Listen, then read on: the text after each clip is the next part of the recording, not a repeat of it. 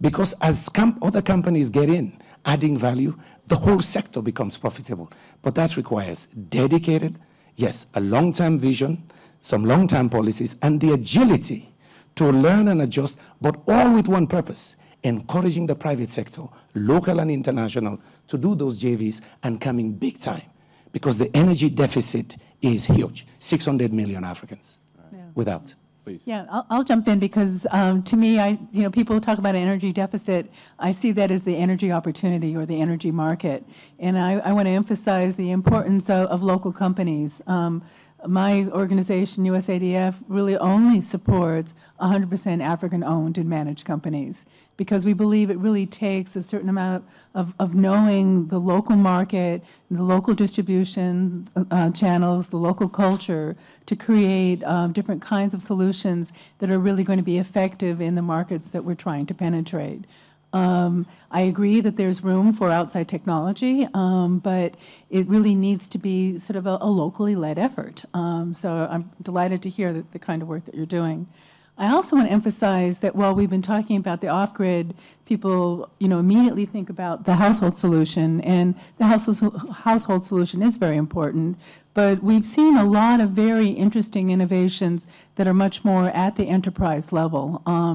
For example, here in Nigeria, in the first challenge that we did where we made awards last November, one of the companies is a company called GVE that is bringing in solar panels to create refrigeration for cold storage for produce. And once again, it's making that cold storage for produce available in the rural areas for smaller producers who normally would have much more substantial agricultural losses or post-harvest losses. So we are seeing these kinds of solutions not just for households, but in ways that can increase productivity and add value in the local economy. And just sticking on this theme, how do we bridge this gap between bringing together investors who would gladly support off-grid solutions, but don't know where to find them, and the scores of small-scale grid projects in Africa that are looking for investment? How do you marry those two together? How do they come together? Is it something like this, or do they happen away from these types of events?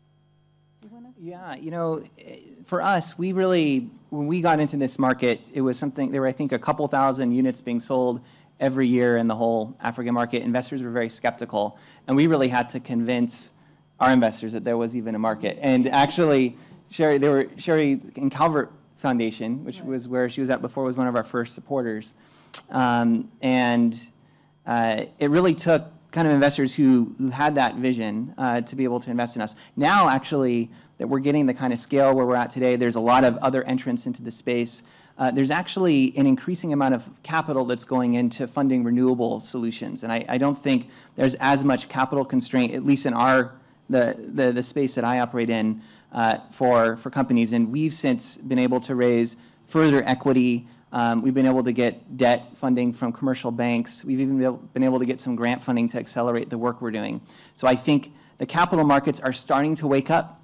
This is a big market opportunity, but I think it's still early days. And right now there's about 4% market penetration of these kinds of technologies in the off-grid areas. But I think you said it really well, Mr. Umakala. I mean, these are not ultimately what people need in the end. This is just a start. It's just lighting. And people ultimately want everything that people with electricity have. And that's something that our company, we are expanding our offering to be able to get there. And I think there's an interesting range of solutions from microgrids to larger scale solar products to other kinds of solutions. And we just really believe in letting the market dynamics work and having a level playing field in the market. So there are many countries where these kinds of products are taxed significantly, whereas kerosene and other gas solutions are subsidized.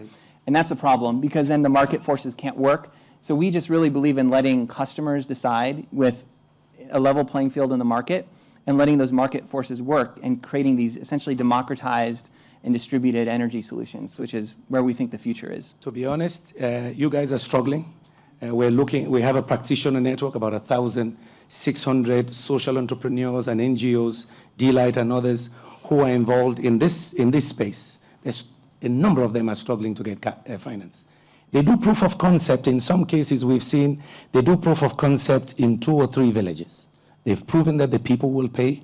The women collect the money very diligently because they suffer the most from lack of energy access. But then they want to scale up to 10 more. No cash. We've worked with Suraj in Ghana in the cook stoves. Suraj proved 50,000 energy efficient cook stoves distributed. He wanted to expand across Ghana. Nobody ready to give cash. So the financing for bottom of the pyramid solutions is still a problem. But at a higher level, you talked about political risk. We've set up now under Sustainable Energy for All a finance committee led by Bank of America and the Brazilian National Development Banks. All the regional development banks are in, Citigroup, Goldman Sachs. I listen to the bankers almost every month and de-risking. I just keep hearing financial de-risking. What I gather from them is, in a number of developing countries, particularly in Africa, we don't have enough financial instruments to really even cover the commercial risks, foreign exchange risks.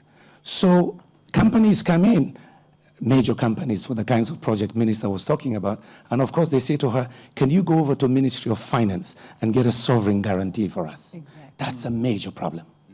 Major issue, and what we're discussing now is, what can we do, including green bonds and other financial instruments, to really get the massive investments we need into that sector?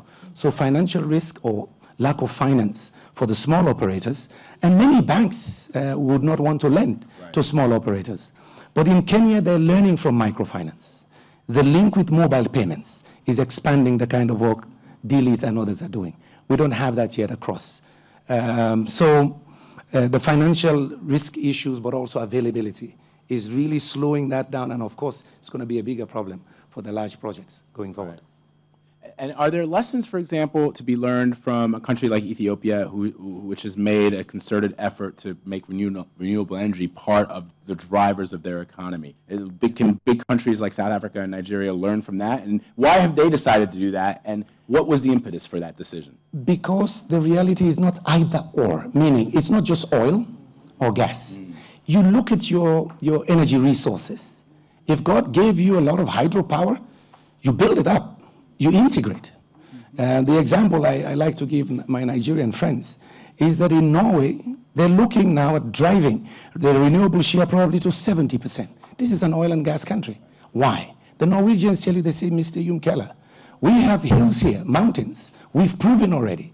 About 60% of the electricity is from hydro. They say now we know we can go from 800 meters to 1,000 meters, but we use wind energy to pump the water up and let it down. Our gas we sell and we invest in our sovereign funds for future prosperity, for the prosperity of future generations. So for African countries, that's why we push regional integration. There are, like Guinea. Guinea is our water table in West Africa. We've already costed the project there.